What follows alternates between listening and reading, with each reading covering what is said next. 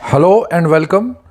CBSE के जो आपके फर्स्ट टर्म के एग्ज़ाम है उसमें एग्ज़ाम और ओएमआर शीट से रिलेटेड काफ़ी ज़्यादा अपडेट या यूं कह लो कि रूल से संबंधित नियम से संबंधित अपडेट आई है।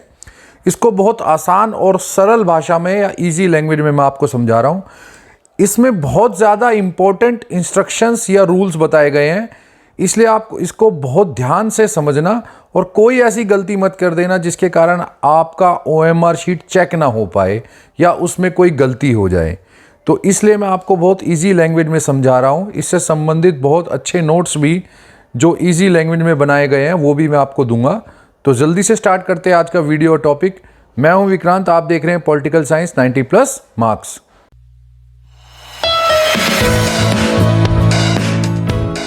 ये आपके सामने कुछ महत्वपूर्ण या इंपॉर्टेंट पॉइंट है।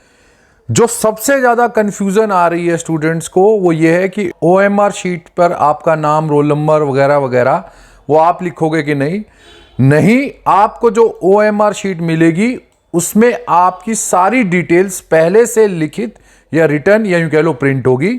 आपको बस वो चेक करनी है। आपका रोल नंबर, आपका सब्जेक्ट, आपका कोड, आपका सेंटर नंबर, नाम, फादर्स नेम, ये सब कुछ पहले से रिटर्न होगा। बस आपको मेक श्योर करना है, आपको ये बात पता करनी है कि वो जो डिटेल्स लिखी है वो सही है कि नहीं, मतलब कि जो ओएमआर शीट आपको मिली है वो आपकी ही है या नहीं। यदि आपका नाम, रोल नंबर या वो ओएमआर शीट आपकी नहीं है तो आप तुरंत आपके जो इन्विजिलेटर वहां पर रूम में है, मतलब जो टीचर हैं, उसको बताएं और उसको चेंज करा लें। ओएमआर शीट के बिल्कुल राइट की तरफ कॉर्नर में एक ऐसा बॉक्स होगा।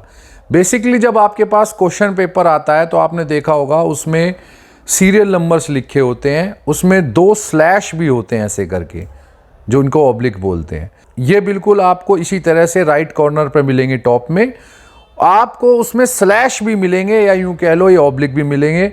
बस आपके क्वेश्चन पेपर का जो कोड है वो आपको इसमें लिखना है। इसके अलावा आपको ओएमआर शीट में आंसर के लिए और बाकी सब लिखने के लिए जो यूज करना है वो नीला या काला बॉल पेन करना है, पेंसिल का इस्तेमाल नहीं करना है। ये बहुत महत्वपूर्ण इंस्ट्रक्शन जो लिखित में है वो मैंने आपको बताई है। इसके अलावा और बहुत ज़्यादा सीबीएसई के जो इंपॉर्टेंट इंस्ट्रक्शन आए हैं वो भी मैं आपको बताऊंगा।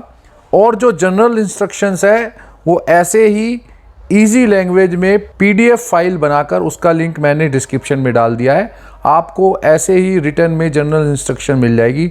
और जो सीबीएसई की ओएमआर शीट से रिलेटेड इंस्ट्रक्शंस या रूल आए हैं और इवैल्यूएशन चेकिंग से संबंधित भी जो रूल आए हैं वो मैं अब आपको बता देता हूँ। ये देखिए, आप सीबीएसई ने इंपॉर्टेंट इंस्ट्रक्शन या यूं कह लो रूल बताए हैं या इंफॉर्मेशन या सूचना दी है। Important information for students and evaluators, जो इवेल्युएट करेंगे, जो चेक करेंगे। ठीक है, तो ये सीबीएसई ने जो सारे के सारे इंफॉर्मेशन या रूल्स हैं ओएमआर और इवेल्युएशन से रिलेटेड वो दे दिए हैं सेंटर को, या यूं कह लो कि जिस स्कूल में सेंटर पड़ेगा वहां जारी कर दिए हैं। अब वो रूल्स क्या क्या हैं वो आप देख लीजिए। इस तरह की ओएमआर शीट जब आपके सामने आंसर रिस्पॉन्स के लिए आएगा तो आएगी। अब आपको रिस्पॉन्स कैसे देना है, देखिए ये बहुत तरह के ऑप्शंस हैं आंसर देने के। आपको ये सारे ऑप्शन सीबीएसई ने बता दिए हैं कि आप किस तरह से आंसर देंगे और इवेल्युएटर या चेक करने वाला किस तरह चेक करेगा। तो रिस्पॉन्स नंबर 1 ये सबसे करेक्ट मेथड है आंसर करने का, जिसमें ये जो ब्लैक गोला या ब्लैक सर्कल देख रहे हैं पहला, ये आप उसको देंगे जो आप आंसर दे रहे हैं या आपकी नज़र में जो आंसर सही है, बाकी आप खाली छोड़ देंगे। इस तरह के बॉक्स में आप वो ऑप्शन लिखेंगे जो आपने सर्कल किया है और ये जो हैश के नीचे सर्कल है इसे खाली छोड़ देंगे। ये करेक्ट मेथड है। दूसरा ऑप्शन ये है, answer will be considered as B. आप यहां पर देखेंगे कि दूसरे क्वेश्चन में सर्कल जो हुआ है वो ए है, लेकिन स्टूडेंट ने बी लिख दिया है बॉक्स में, तो बॉक्स में जो आंसर लिखा गया है वो फाइनल माना जाएगा। तीसरा ऑप्शन जो सीबीएसई ने दिया है उसमें स्टूडेंट ने यहां पर बॉक्स में बी लिख दिया है, सर्कल ए कर दिया है, लेकिन ब्लैक सर्कल भी कर दिया है हैश के नीचे। याद रखना, अगर आपने हैश के नीचे ब्लैक सर्कल कर दिया है तो इसका मतलब आपने वो क्वेश्चन अटेम्प्ट नहीं किया है, उसका आंसर या यूं कह लो उसके मार्क्स इवेल्युएट नहीं किए जाएंगे, काउंट नहीं किया जाएगा। फोर्थ आपको देखेंगे कि सर्कल किया गया है ए, लेकिन बी सी डी को क्रॉस लगा दिया गया है, लेकिन बॉक्स में लिखा गया है सी, तो ऐसे में सी को ही आंसर माना जाएगा। याद रखना यहां स्टूडेंट्स कि जो भी बॉक्स में आंसर है वो आपका फाइनल है, इसलिए बॉक्स को हम ना खाली छोड़ सकते हैं और ना ही बॉक्स में खाली छोड़ने की गलती हमें करनी है। अब यहां पे देखेंगे पांचवा ऑप्शन कि स्टूडेंट ने क्रॉस राइट का इस्तेमाल किया है, लेकिन बॉक्स में डी लिखा गया है, तो जो बॉक्स में लिखा है वही फाइनल रहेगा। इसी तरह से छठे नंबर पर भी आप देख सकते हैं कि सर्कल में अलग अलग ऑप्शन अपनाए गए हैं, लेकिन बॉक्स में ए लिखा गया है, तो बॉक्स वाला फाइनल माना जाएगा। यहां पर भी आप देखेंगे 7वें नंबर पर कि बॉक्स में सी लिखा गया है, तो सी को माना गया है। हर हालत में जो बॉक्स वाला आंसर है उसको करेक्ट माना जा रहा है।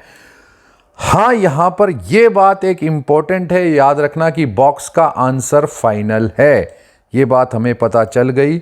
बाकी किसी भी तरह पे यहां पे जो सर्कल लगाए गए हैं वो तब मैटर करते हैं जब आपका ये और बॉक्स में रिस्पॉन्स एक है तो ठीक है, लेकिन समहाउ अगर किसी स्टूडेंट से गलती से सर्कल गलत हो गया है पर वो बॉक्स में उसे सही कर सकता है, इसलिए बॉक्स में जो आप लिखो वो बड़े ध्यान से लिखना, क्योंकि बॉक्स का आंसर फाइनल माना जाएगा।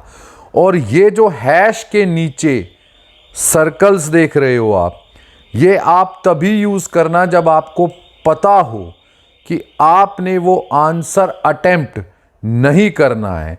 जैसे कि मैं आपको बता देता हूं, कई बार आते हैं आपको 20 क्वेश्चन करने हैं एक सेक्शन में, लेकिन क्वेश्चन आते हैं 24, या आपको लगता है कि आपने वो क्वेश्चन गलत अटेम्प्ट कर लिया है, तो आप गलत अटेम्प्ट में या आपने वो क्वेश्चन छोड़ना है तो उसमें इस हैश के नीचे उस सर्कल को लगा सकते हैं। इस तरह से आपका वो क्वेश्चन इवेल्युएट नहीं होगा, अटेम्प्ट नहीं माना जाएगा। ऐसे ही ये देखिए 13 नंबर का अटेम्प्ट है, इसमें भी आधा सर्कल किया है लेकिन बॉक्स में सी लिखा है तो हम सी को मानेंगे। इसी तरह 14 नंबर पर आप देखेंगे यहाँ पर सर्कल 4th नंबर या डी को किया गया, लेकिन यहाँ ए को भी माइनस कर दिया गया, लेकिन बॉक्स में लिखा है डी, तो डी को फाइनल माना जाएगा।